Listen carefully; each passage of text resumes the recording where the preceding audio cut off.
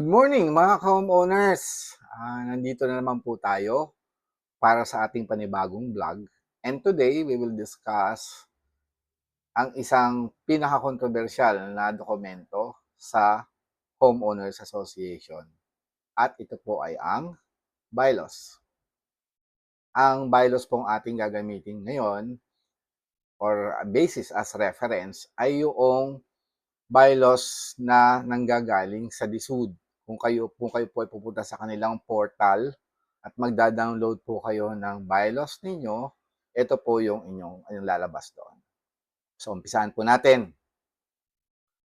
So, sa first page, makikita po natin bylaws of blank. Kung ano man, lalagay nyo po dyan kung anong pangalan ng inyong homeowners association. Okay, sa Article 1, Declaration of Purpose. The purposes of this association are those set forth in these articles of incorporation. Its primary concern is to provide and or maintain community facilities and to facilitate the delivery of adequate social services and economic advantages for the association to improve the quality of life and well-being of its members. So maliwanag po na nakasaad dito na tungkulin ng Homeowners Association na mag-deliver ng adequate social services, provide and or maintain community facilities, and economic advantages para sa kanyang mga membro. Dako naman po tayo sa Article 2, Location. So makikita lang naman po natin dito yung address na kung saan ang opisina po ng Homeowners Association ay makikita o matatagpuan. Okay. Dito na po tayo sa Article 3, Membership. Section 1, Members. Every homeowner, owner, or purchaser of house and or lots in blank. Diyan po inilalagay, kung mapapansin nyo, may blanco dyan. Inilalagay po dyan yung LTS. Okay, yung license to sell. Covered by blank, dito naman po nilalagay ang COR, ang Certificate of Registration. Ito po ay pinoprovide ng mga developer. Sila po ang nagsasubmit niyan sa DSUD na kung saan nakasaad po doon ang laki o lawak ng nasasakupan ng ating Homeowners Association. Kung ito ba ay by phase or lahat ba sila sa buong subdivision, halimbawa merong phase 1, 2, and 3, ay sakop ba ng asosasyon na ito or hindi, or hanggang phase 1 lang siya, or phase 2 lang, or phase 3 lang. Yun po ang inilalagay dito. Makikita po dito yan. Para po malaman natin kung ano ba ang nasasakupan nito. Shall be qualified or eligible to be a member of the association. So lahat ng homeowner, owner, purchaser, nakabili ng bahay or ng lupa. Unless otherwise provided in the contract to sell, deed of sale, or other instruments of conveyance, or annotated in the title of the property. Membership in the association is voluntary. Okay. Maliwanag po na nakasaad na kung wala sa contract to sell or deed of sale or other instruments of conveyance o sa titulo ng property, ang membership po ng HOA ay voluntaryo. Pagpatuloy po natin. A lessee of a member under a contract with a term of at least 1 year may qualify to be a member and shall have the rights of a member upon procurement of a written consent or authorization from the owner of the lot and or housing unit and upon complying with the requirements of membership under this bylaw and the law. Okay. Maging yung pong nangungupahan na merong kontrata na at least 1 year sa homeowner ay maaari pong maging membro ng asosasyon. Provided that meron pong written consent or authorization na nanggagaling po sa homeowner or may-ari. At kung ito po ay makakapasa o compliance dun sa requirements ng membership po ng Homeowners Association with regards to its bylaws. Okay, sa Section 2 po ng membership, application for membership. Unless membership is compulsory or automatic. Pagka naalala nyo, kanina sinabi natin, pag nakalagay po sa contract to sell, sa deed of sale, sa title of the property, na dapat ay automatic ka na member ng association. Dito po sa application for membership, kung hindi po yun ay nakalagay. All application for membership shall be subject to the approval of the Board of Trustees, hereinafter referred to as the board.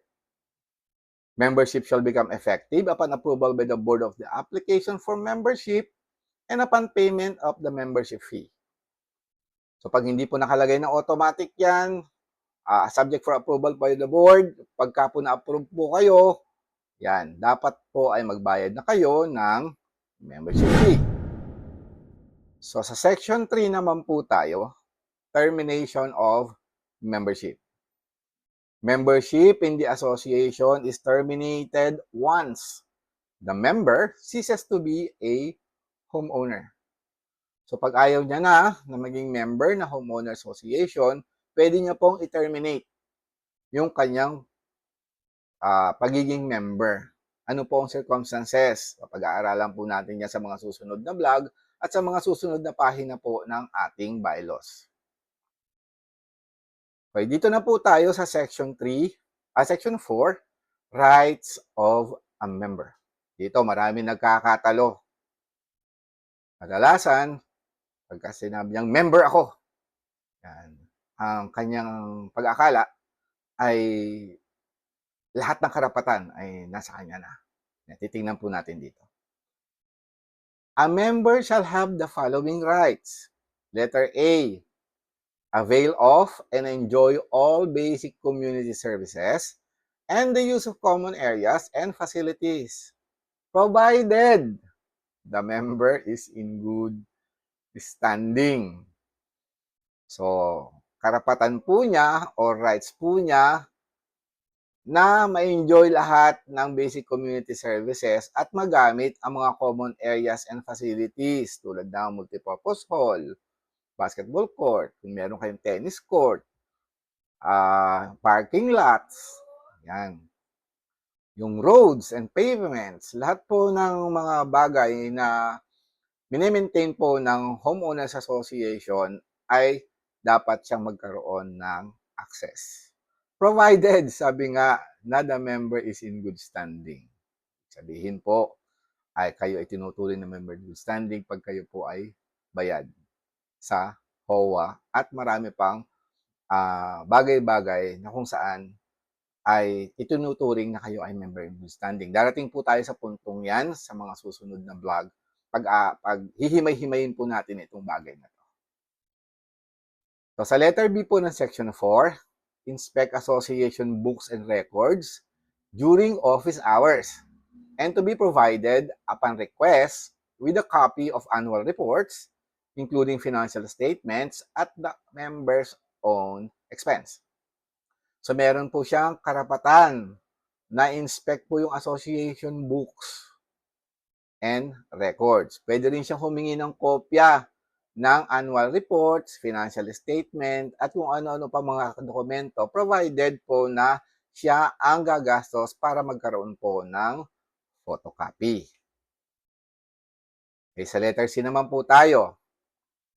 Participate, vote, and be eligible for any elective or appointive office of the association subject to the qualifications as provided for in these bylaws. So meron siyang karapatan para makihalubilo o makibahagi sa eleksyon. Maaari siyang bumoto at maaari siyang maging qualified sa any elective or appointed position sa HOA. Depende kung qualified ba talaga siya. Kung ano man ang nakalagay na qualification sa inyong bylaws. Unang-una na nga dyan, yung member in good standing.